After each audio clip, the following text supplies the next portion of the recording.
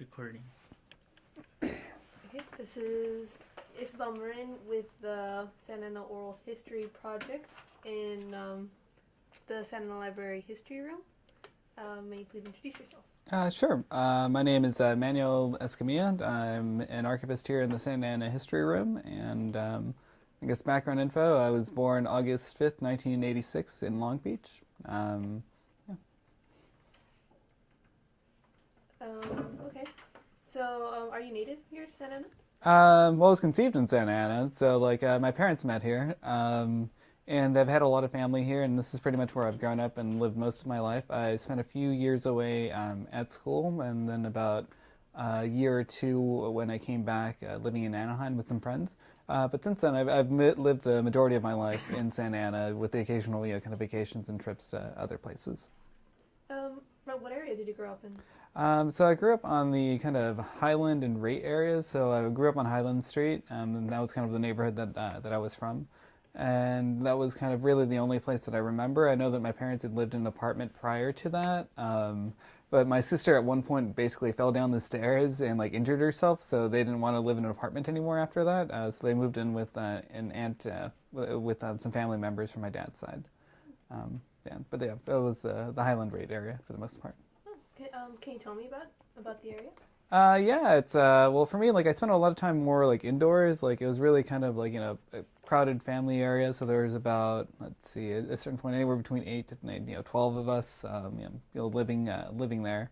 But it wasn't that bad. It was a bit rough. The neighborhood always had shootings and there were always kind of things going on. So my parents didn't really like us going out that much. So we were very kind of protective and always kind of inside. I spent a lot of time going to school and the local recreation center as well, along with the library. So that was always fairly close because the McFadden branch wasn't too far away.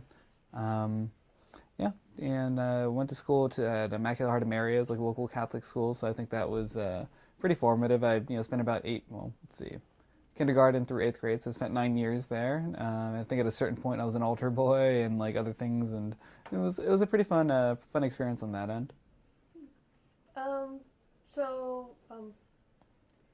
What about so your schooling? So you stayed there for your first 8 years. What about after?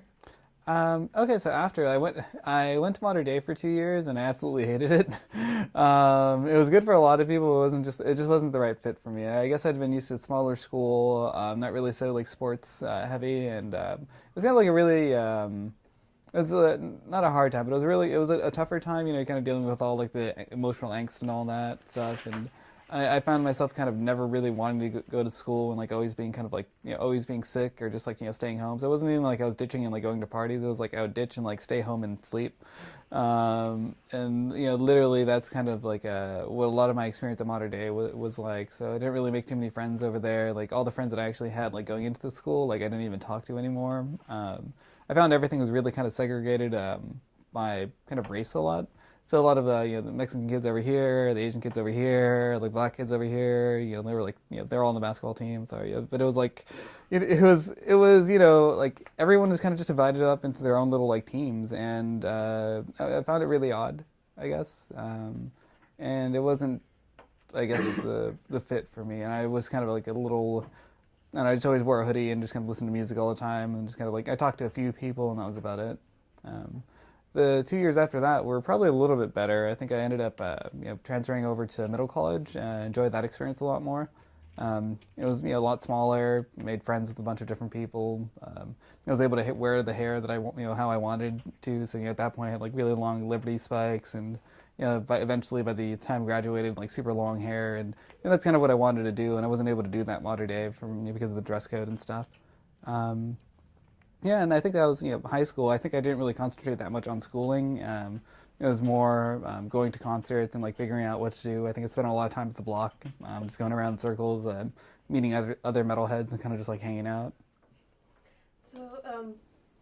So what did you end up doing after school? Well, I think when I turned 18, that's kind of when it hit me that I was going to be an adult.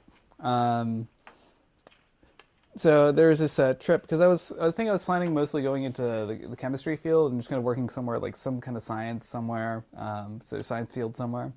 And essentially what kind of happened was I went on a northern trip, it's basically sponsored by the Transfer Center over at Santa Ana College, and they showed us all the northern UCs. So we got to go visit Santa Cruz, Santa Barbara, UC Davis, UC Berkeley. And when I got to the Berkeley campus, there was like this really like wonderful kind of like sense that I got being on that campus that made me want to be there and made me want to do everything I could to get there. So, like at that point, I think that trip kind of totally changed my life in the direction that I went in because I saw something I really wanted. And what essentially had happened earlier on, because I was like a straight A's student all throughout like those first like 9 years of life. I was like a perfect kind of like model student, I'd say. But I was always like really stressed out about everything, like as far as like getting good grades, like making sure that it was like attendance was perfect and like all the other little things like that. So I'd really stress out about a lot of things. To the point where like the very last almost 2-3 weeks before graduating from middle school, I had cheated on a test that I was worried about because it was like a final to prepare you for finals in high school. And I was kind of paraded in front of the other like students of saying like, oh no, he cheated and like look at him, and then like literally kind of like paraded by my teacher in front of the other two classes, and just like complete sense of embarrassment and just no, like I think even when I went off to high school, like people still kind of made fun of me for that story. Like it didn't really ever leave. But that's kind of something that made me lose the valedictorianship that I was going to get in 8th grade. And they had already given me an award, like this pastor's award, and the only reason they didn't take that away is because it had already been like sent off to the place to be inscribed. So I still have that award that normally goes along with the valedictorianship. But it's still there because, they had already paid for it, so they weren't going to replace that. That happened, and I think the entire period in high school, I didn't really care about anything because of that. So it took that trip to the Berkeley campus to actually look at that and, really understand that this is something that I wanted to do. And it's something that I just felt that I could do, that I was like, okay, this is what I'm going to do.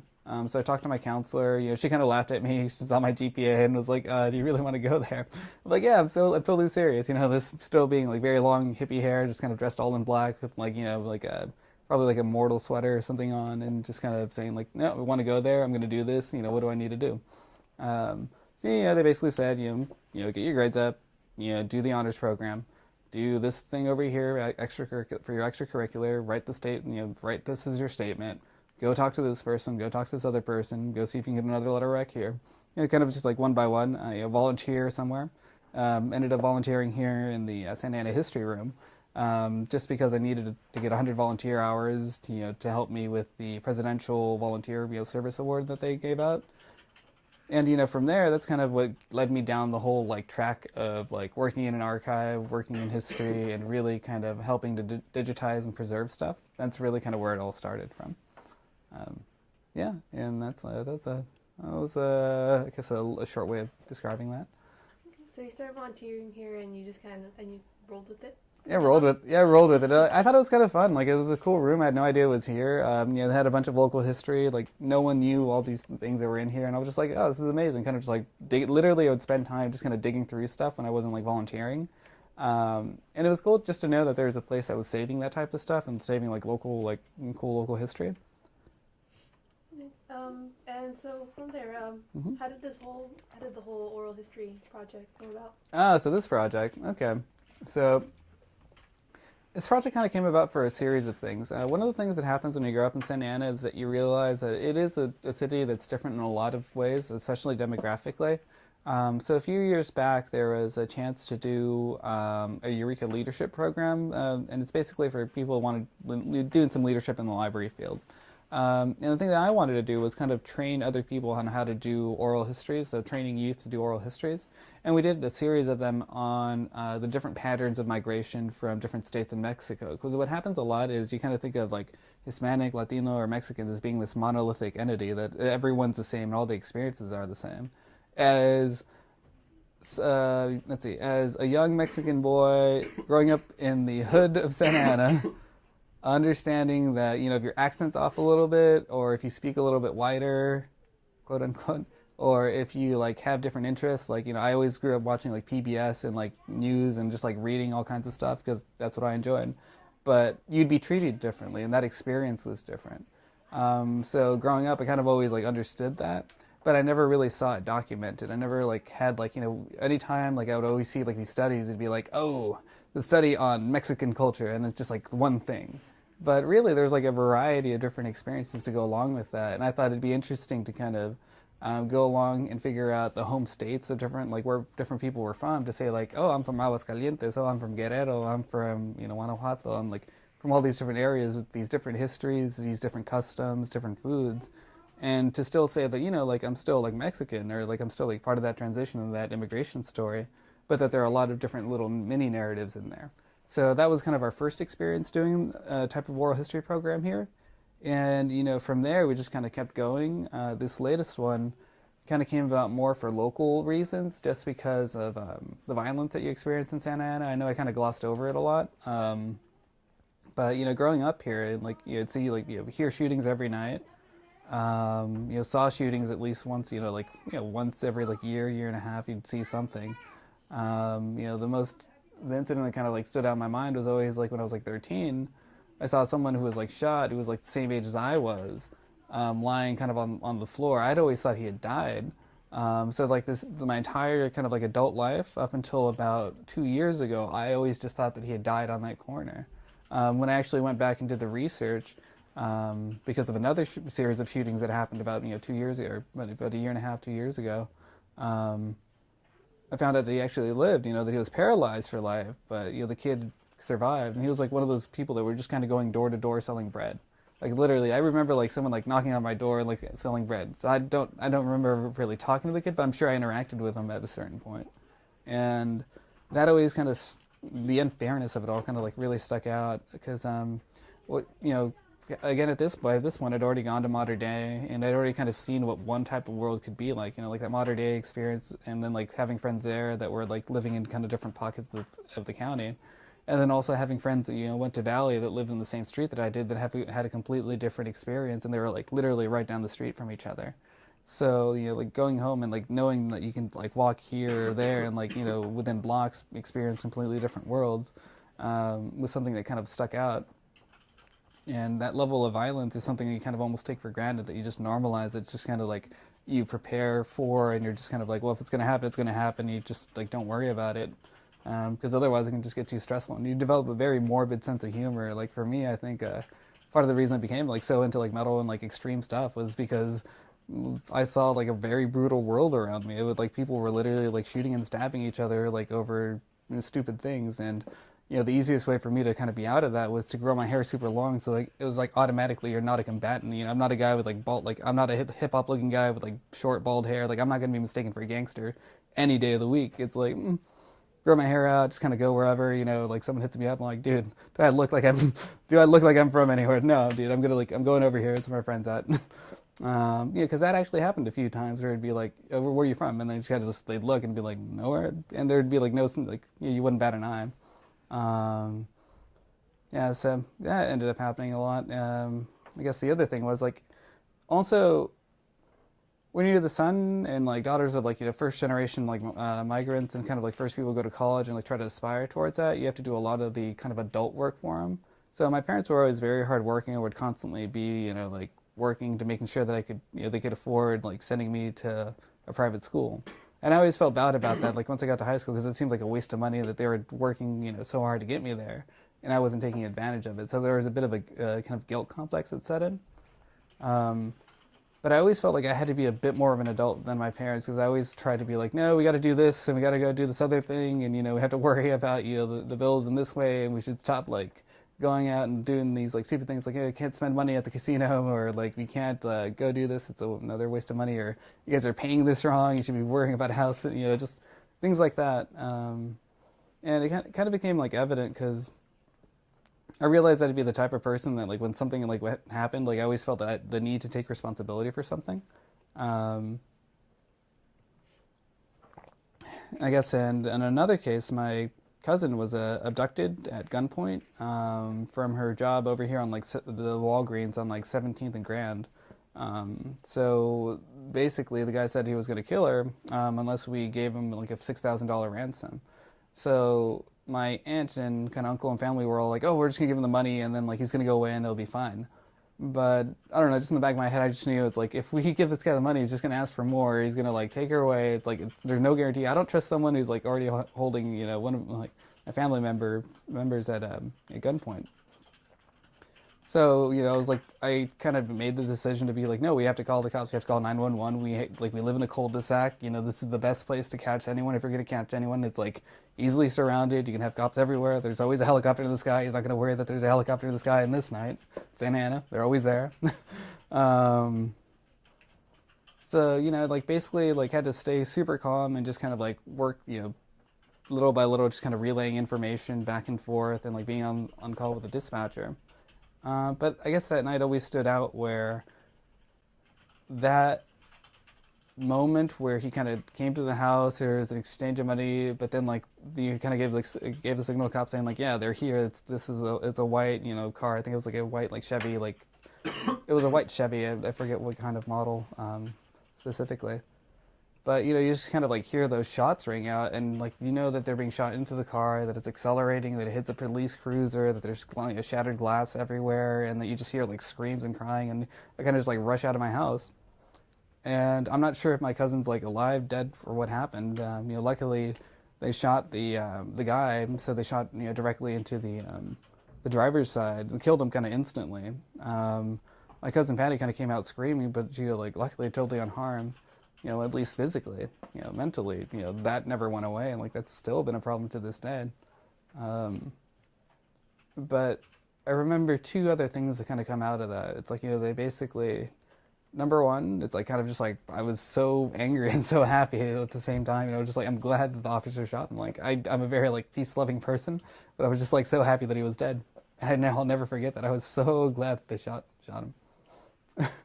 And there was, I guess the other thing then being also that the next day, like I was kind of just like waiting for this like story to be out in the newspaper somewhere. Just been like, oh, it was like officer involved shooting with an abduction in this kind of like dramatic like story, like and just like, and then in the next day and then the day after, like nothing in the paper at all, just like not even a mention, like there was like nothing, and I always remember that.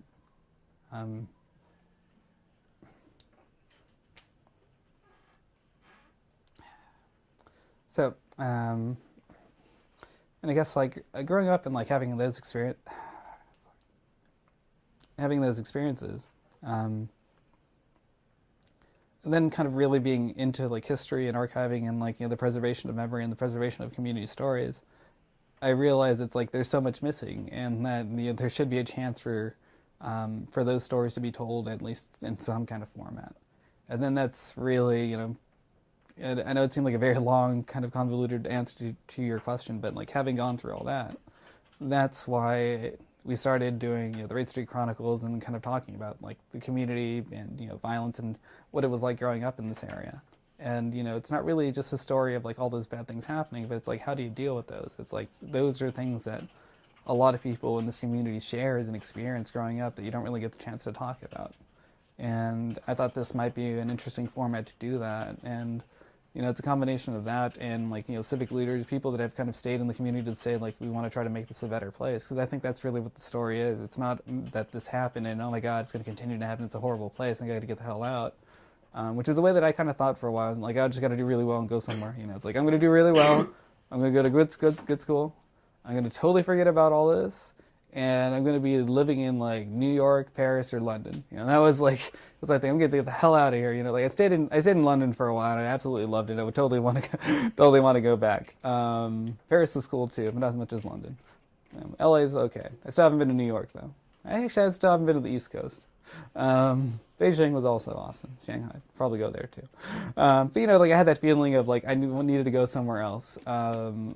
And I always kind of like to wander around. As a kid, I spent a lot of time in San Diego and in Nashville City with my other aunt, and like they'd basically let me wander around all summer long, just kind of like hanging out with my older cousin who was like a few years older, and we'd kind of just like go and hang out, and like there wouldn't be really any supervision, so I got really used to doing that. So even when I was here in Santa Ana, like yeah, I'd walk the streets at like really late random hours. I remember like a few times like just like walking home from Bristol, like all the way from like South Coast Plaza, and just like for me that was just normal, just like la da da da da walking. But just like realizing always kind of like keeping an eye open, but at the same time it's like city. Like I didn't want to be afraid of living where I live, and I guess that's what I wanted to try to help out with overall, life wise. So that's a long story as to how the whole oral history thing of the community kind of got started and why we ended up doing it. I think what kind of set it off, and at least triggered a lot of the memories, is again, we'd have to look at the details, but about a year and a half, year ago, there was just a day where like the shootings, like there were just like multiple shootings the same day, all involving youth. Basically, male on male, kind of men of color versus on men on, well, not even men, almost like boys of color, just shooting other boys of color, and that was literally just kind of. I had this moment where it just kind of all like flashback, and like I always thought that partially had gone away with time, but it was still there, and it still is. You just have to learn how to deal with it in different ways. So the goals, like what do you expect? What do you want to accomplish with all this work? Honestly, I just want other people to get a chance to do what they want to do out of it. Like for me, like I enjoy it the most when other people actually learn something and are able to find some meaning out of these stories. Because for me, like I know I'm gonna find meaning in all kinds of little like random things. It's like I think I still have a bit of a hippie vibe about me sometimes.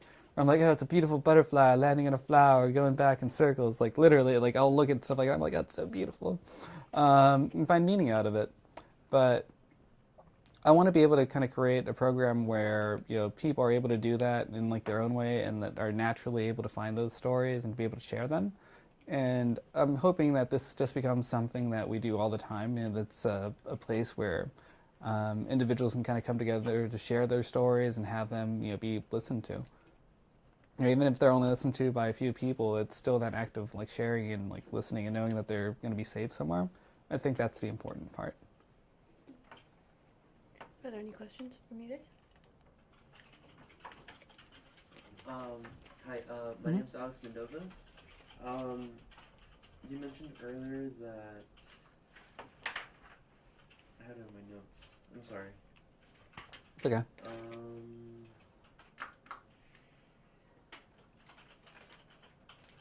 You said that in your first 9 years you were a Model A grade student, and that you were stressed about a lot of things. Can you elaborate on what kind of things you were stressed about? Yeah. I think what it was always about was I always felt the need to be perfect, just because I felt that as though like the only way that because I was a very skinny, like kind of like awkward kid. I was always made fun of a lot. I was always kind of like the smallest kid in the classroom.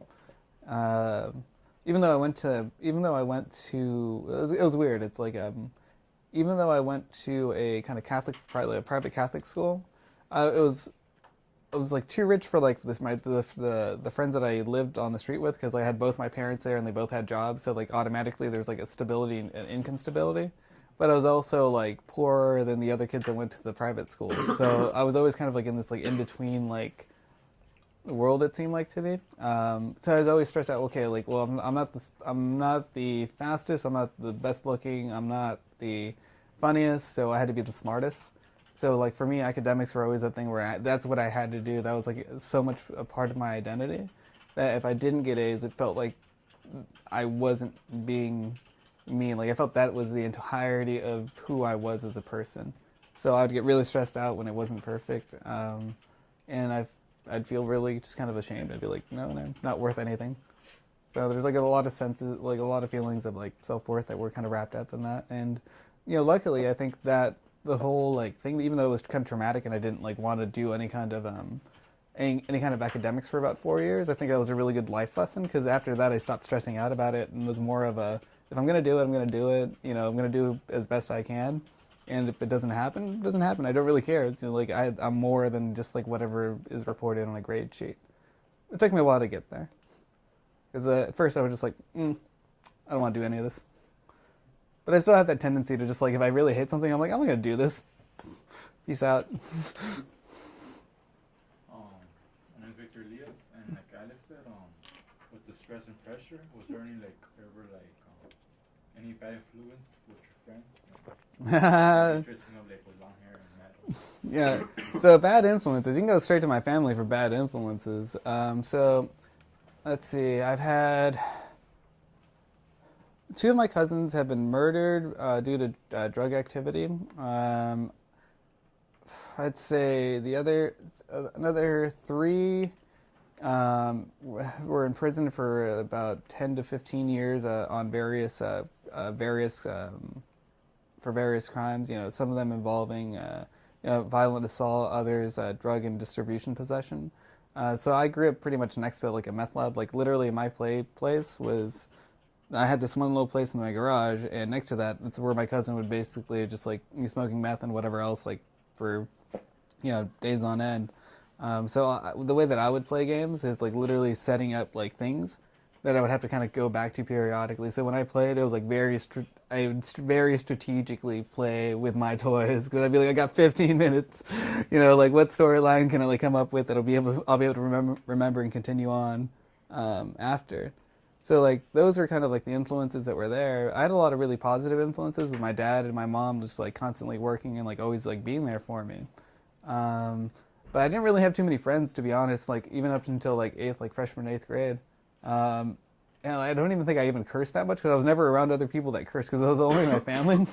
So I don't think I even started like dropping F-bombs till I was like 8th grade. And they might have been a bad influence, but it was also kind of like a reality check too. So it was good. Some of my friends aren't here with me anymore. Like I remember my friend Adrian. He was like the most talented dude that I knew, but you're just kind of like all the ladies loved him. He was like super cool, very chill, funny guy. But all of his brothers, except probably for one, were in gangs. Father heroin junkie, kind of went down the same path too. So he just was like started like shooting, slanging. The guy just kind of ended up over at Theo Lacey. I know like within probably the first like 2 weeks he was there, I think he had to stab a dude and just I don't know what happened and like kind of like in and out of the system and just kind of lose friends along the way.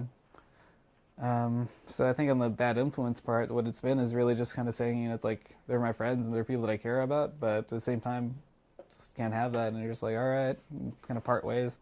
So a lot of people they've had to part ways with over time. My name is Javier Morales, and my question to you, Manny, is you seemed really tense when you were talking about your cousin abduction and how it wasn't shown in the newspaper. Mm-hmm. I understand you're upset, your anger towards it, but what anger did you have to the man that abducted your cousin, and did you ever find out his name? I didn't find out his name because no one ever claimed the body. So he was like shot and killed. No one ever picked him up. No one said like, oh, this is like I know him. So he was just not, to me, completely anonymous, never identified, never ID'd, just kind of the unknown. So with that, it's just kind of, there was a lot of hatred there. Like they were just like, how dare you do that? There was like, it was a change in like in the way that I looked at the world. It's like I never. To that point, I'd always known that bad things happen and like bad people do bad things, but it's like I was always able to kind of say, but no, like overall people are good. And I think at that point, I probably carried a little bit more like anger that kind of dehumanized other people around me. Like I think I became a lot more sensitive to those types of topics. I remember this one time when I was actually at school up in Berkeley. And we were, for some reason, okay, this is going to sound kind of weird, but it was a class on pirates and international kind of like gangs, like is in the historical context.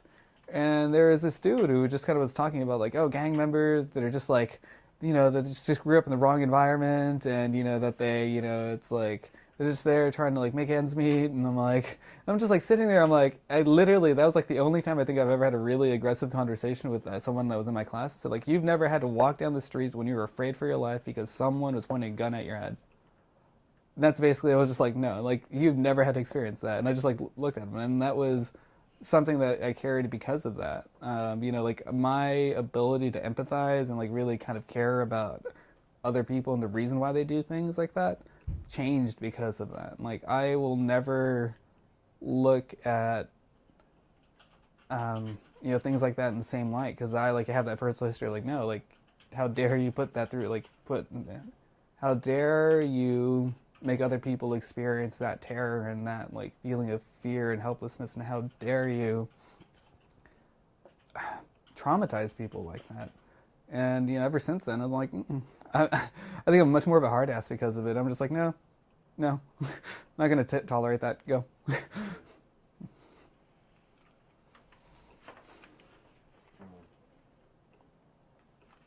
Anything else, guys?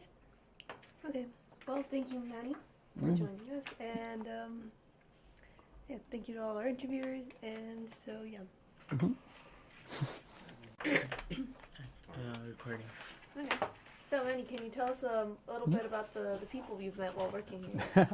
So one of the great things about working in Santa Ana, again, like with all the problems and everything else, it's a place where the problems are evident enough that if you actually care about changing something, there's plenty of work to go around. I think too many of us really, like, we go to school and we're like, oh, we're going to go change the world and make it a better place, but we don't really look at our own neighborhoods to say that that's where we can start. But we're having a lot more, I think, people that are saying that, that are not just saying like, oh, I'm either going to leave it or I'm going to stay here and not change it and just kind of accept things as they are. So you see a lot of positive, I think, movement in the city towards figuring out what's going wrong and how to make it better. For me, the biggest example that I've seen, at least, is the transformation of the raid area from what it's been when I was kind of growing up there. There's still problems and there's still like incidences. Like, we lost a member of the Teen Space family not too long ago, just like, a few weeks ago.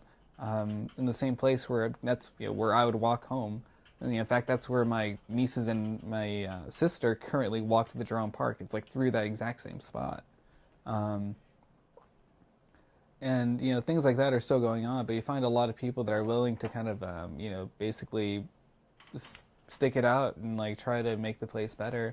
I think even the representatives from the city like are probably much more open to listening to members of the community. I know it's not like 100%, but for example, like it was kind of weird, like talking to even Councilman Benavidez. I remember him telling me a story about like people breaking into his house, like because he grew like moving into like that whole like neighborhood and people having people break into his house, and then like deciding to actually stick it out, and like things like that kind of really get my respect. And I know that this has been a great experience for me, really, just because I get to meet all these amazing people that have been doing these types of things for years, that have been like trying to fight for the rights and the dignity of people that are living here. And I think that that's amazing, and that those stories should get reported more.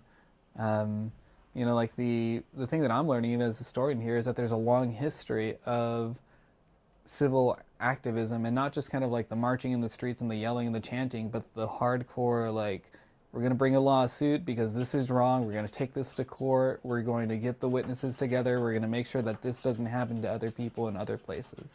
With the Meadows versus Westminster case, we hear that it's the Westminster School District, so there's a lot of credit there, but what we don't really hear is that all those families were from the Santa Ana, Artesia, Pilar barrio. That's where they were from. That there's a little cantina where they all got together and like were able to raise money, and that there was a connection with the Japanese Americans that were here because the Mendez family was renting and managed to save up enough money to bring the case because they were helping one of the local families during the internment period. So like those stories and those narratives are like really inspirational and serve as a long history of civil activism and leadership in this community, and I don't think we celebrate that enough. I think we talk a lot about our problems and our future, but we don't talk about the things that we had done right, historically. Another case that I just learned about recently was the Mulkey Covenant case, where basically African Americans weren't allowed to buy homes like in certain areas, and that was overturned by a Santa Ana family. And stories like that are things that I think we need to celebrate a little bit more to really start considering as part of our history, because there are a lot of people out there currently doing some really amazing work. The Kid Works area, like in there, a lot of the churches, like I have my own problem with like religious views, and like I grew up in an era of what's it called, of priest scandal, so that kind of made me a little more irreligious than I think I probably would have otherwise. Being an altar boy in the middle of all that, you take things a little more personally, as far as like sexual abuse scandals and the way that the church structure, the Roman Catholic Church structure, didn't handle that as it should have. So there are things like that, but at the same time, you have people that are on the ground, like Tom, Father, and I'm not sure it's Father or Pastor Brown, who's been doing amazing work, just kind of organizing peace marches and really kind of helping out in the Cedar Evergreen neighborhood, which doesn't really get talked about a lot because it's like on the south, east side of the city, and it's not really close to a lot of the other current organizations. The things that have been going on there. My aunt grew up around the Mini Street area, and that place was really bad for a long time because you had a lot of Cambodian people that were there that basically had all this post-traumatic stress from like going through the killing fields over there and then like finding a home in the United States. But that PTSD doesn't go away. So really high drug use rates and just kind of just really just bad overall. But then like all these like people that are going over there and doing like the programs there to help the Mini Street area and the community centers that are there now that weren't there a few years ago. It's like you can literally go like decade by decade and just see an explosion of the resources that people have been starting to bring together. And to me, that's inspirational because it's trending in the right direction. There are always going to be those days when it feels like nothing's getting done, but overall, I think that there are a lot of good things going.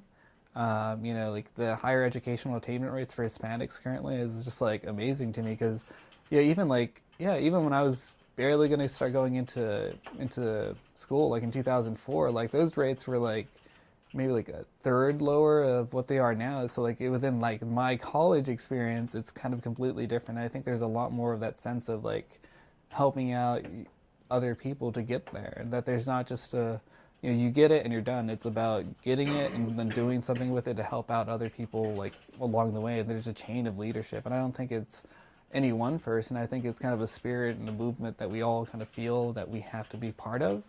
And if we can just kind of get more people to feel that like in the positive way, not just really focusing on the negative, I think we'll be okay. Like it's never going to be perfect, and there's always going to be something we have to like really just flip over and be like, oh man, this is horrible. But it's like I see enough signs of progress, and I'm just like, all right, this is cool. We can keep plugging away. Maybe like in 50 and 100 years, it'll look a little nicer. Then it'll be something I completely don't expect. But also have things that are worrying, and I think the next step is really, we've started to engage these like basic problems, but there's a lot more that needs to be done on the policy end, and we need a lot more like highly educated individuals from like backgrounds like the type that Santa Ana kind of produces to be at those tables and at those talks. And I think that that's something that I could be good at. I think that's something like when you have the experience of like on the ground experience, but then also like a technical expertise, that's really kind of where the next step I think is going to be, because you can organize, but you also need to know what you're talking about, be able to do those policy shifts. And that's what I'm hoping that more people, especially more like Hispanics and Latinos, kind of really start getting into, is the policy side of things, because I think that deeply affects the ways that communities are set up. And just trying to provide those avenues, I think, is important. Are there any particular issues that you're worried about? I actually worry a lot about domestic surveillance and curtailing of the Bill of Rights and just like civil liberties in general. I think that's the most pressing issue of our time. I tend to put everything under that context. So, the freedom of speech, freedom of assembly, being able to just defend your own rights. I think that's something that's really worrying. It's a worrying trend overall, and it's something that I see getting worse, whereas like maybe other civil liberties issues I can kind of see getting better, where LGBTQ communities I think are have made some amazing strides in the last few years, and I think will continue to do so. I think that issues like that and the militarization of society in general is something you have to worry about when you're spending this much money on the military currently. It's not to say anything against the servicemen and women that are out there putting their lives on the line, but at the same time you have to balance out those needs with the realistic assessment of like, do we need bombers, or do we need schools? Do we need after school recreation centers, or do we need new tanks on the street to prevent riots? It's like, well, those are literally decisions that are being made. As a center of Orange County and being so close to a federal building, we have like the city of Santa Ana has like 2 to 3 tanks like literal like armored personnel carriers. The city owns armored personnel carriers, and we have no bookmobiles. That to me is fucking outrageous. And so things like that where I'm just like, that's a mispriority. No, so things like that are worrying to me, because I think that if you keep doing that and you keep treating people with only police presence and you try to arrest them and you try to have the war on drugs instead of a war on poverty or war on stupidity, just that is, it doesn't work. It's a criminalization of an entire generation, and I don't think it's healthy for the country. Like right now, we're arresting more people than we ever have in our history, a higher percentage that are being arrested now than would have been under the Soviet system.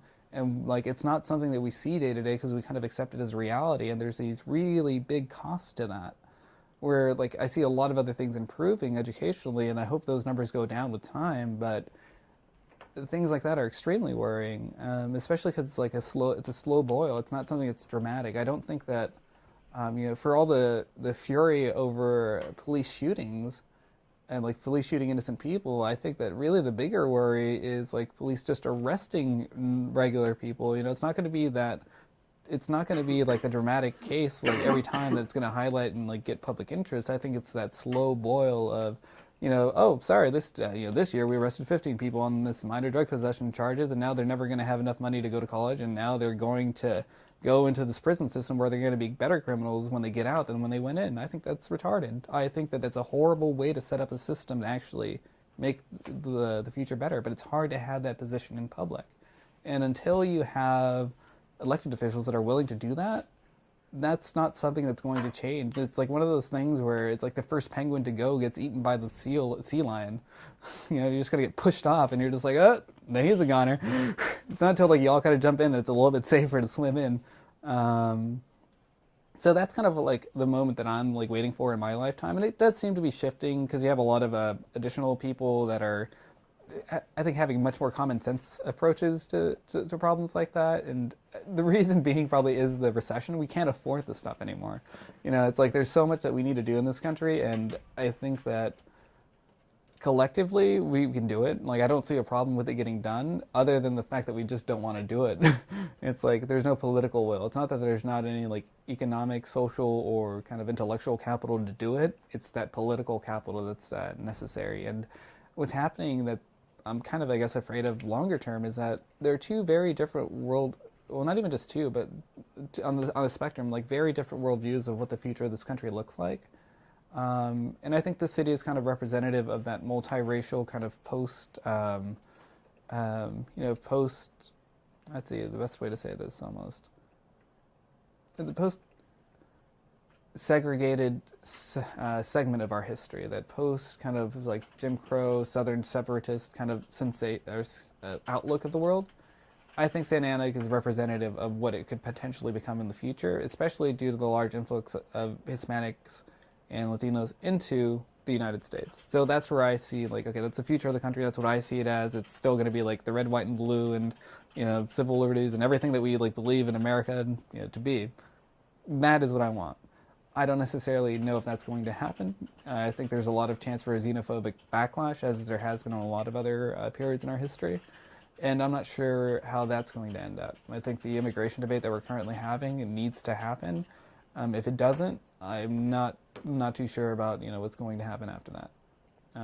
But more people, more Hispanics are voting than ever before, and I'm happy about that. What about what kind of leaders have you met in the city that are like taking this stance? Okay. Honestly, I think the best leaders that we have are the ones that are on the ground. Like the ones that kind of are sticking out in my head right now are like the promotores, promotoras from LHA, and like the people that are literally on the ground just doing classes day after day, that you kind of see like showing up in neighborhood meetings. The ones that don't really necessarily get like big name press but are starting something. To me, like, okay, and then younger people kind of doing their thing and just kind of rolling with it. So like three examples, I guess. Sentinel magazine, just kind of like redefining what it means to be like from here.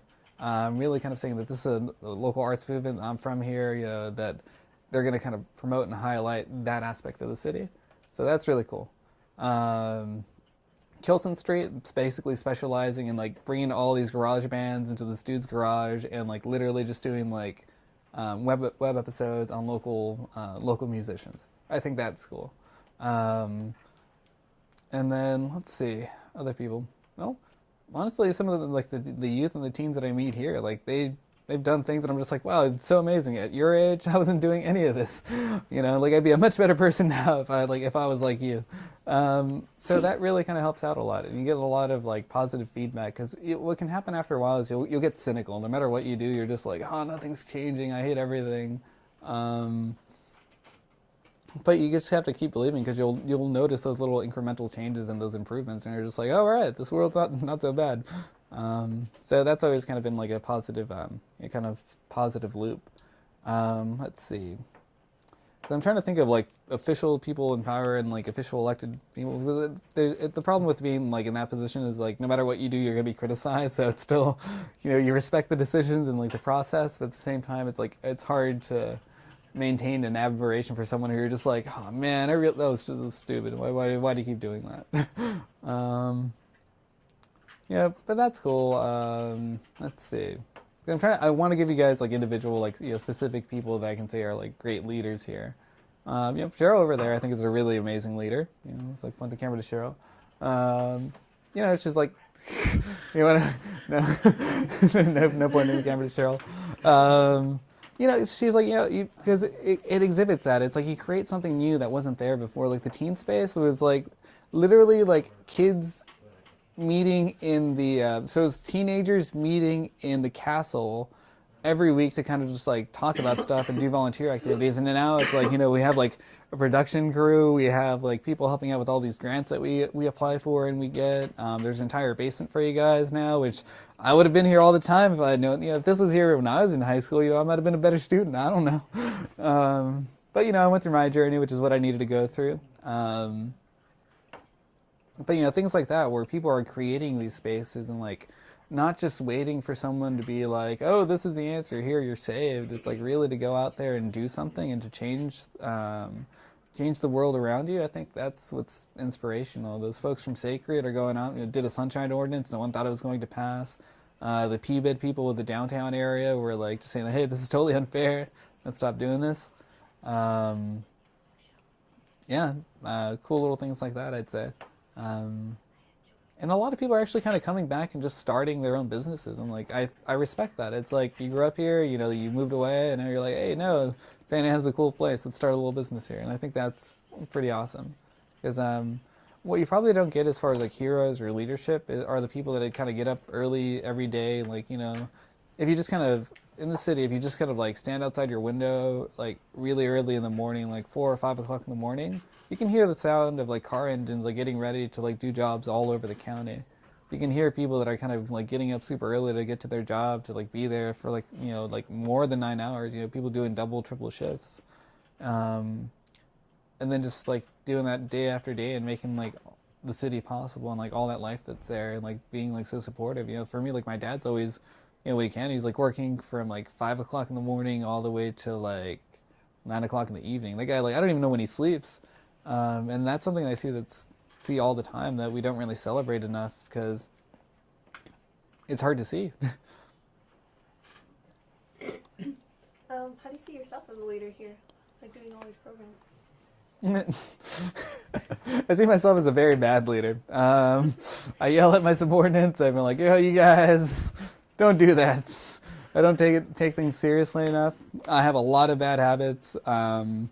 I have a lot of crutches, and I have a lot of things in self-improvement that I still have to work on. So it's been hard to see myself as a leader, and that transition is probably the most difficult one I've had. Because I was a teen with you guys, so it was hard to kind of like figure out when that day was going to be, when I'd have to say like, no kids, I cannot go to the party with you. Because there was literally that day like where I would be like, yeah, because before I'd be like, oh yeah, let's all go hang out and party, and like just like, all right, let's go do this. Oh, this friend's going to throw this other stuff, and like eventually it was just like, you can't do that anymore. It's like, nope, gotta be responsible.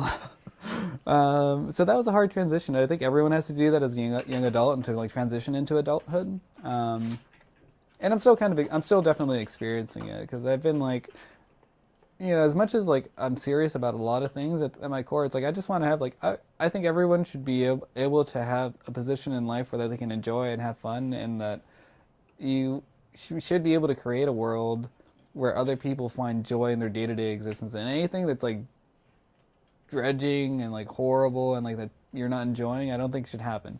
So I don't know what that means like overall for the future of society and a leader and being a leader or not being a leader, but if you can help other people find their joy, I think that's really what a leader, like being a leader, is about. You gotta not just try to have some kind of like outside objective in mind, but it's like what is going to make a person care about something, like what are they going to find meaning out of. Like for me, it's like what am I going to like be able to remember, like, and have like that dying breath of like looking back and saying, fuck yeah, it was all worth it. Just like that's what I want, like that's what I live for, because I know I'm going to die, like, we're all going to die, so it's like, well, what's it going to mean?